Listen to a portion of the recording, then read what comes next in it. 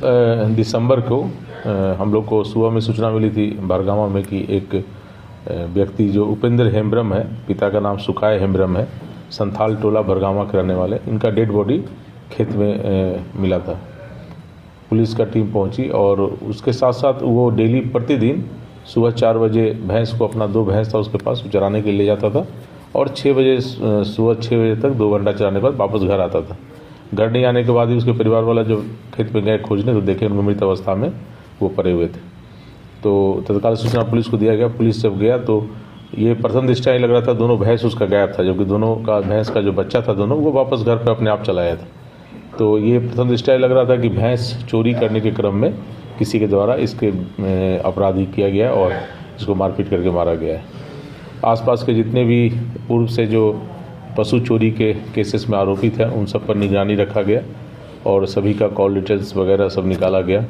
तो उसमें सस्पेक्टेड संदिग्ध अवस्था में कुछ लोग दिखे जो अर्राहा और सुपौल के रहने वाले हैं, जो पीओ पर आए हैं और फिर वहाँ से वापस गए हैं।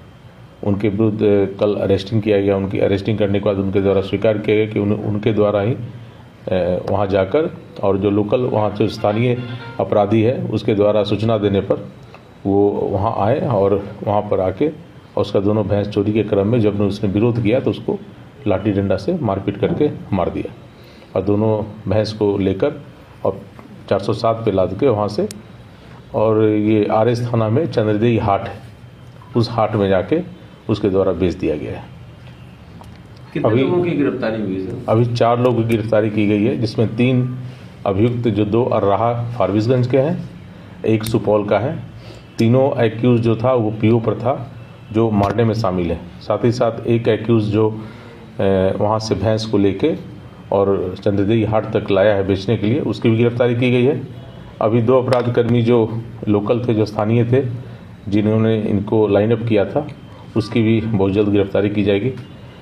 साथ ही साथ देखा गया है कि जो इसके पहले भी घटना हुई थी, नरपतगंज में भी एक भैंस चोरी के क्रम में मर्डर कर दिया गया था। तो आए दिन ये इस तरह की घटना हो रही है भैंस चोरी का, और वो कहीं न कहीं हाट के द्वारा ही उसको बेचा जा रहा है।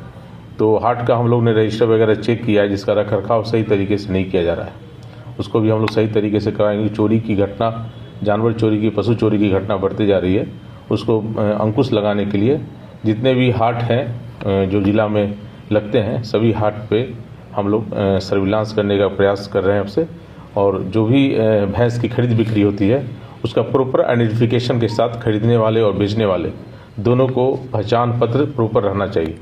नहीं होने के कारण अपराधी फिर नहीं पकड़े जा रहे हैं।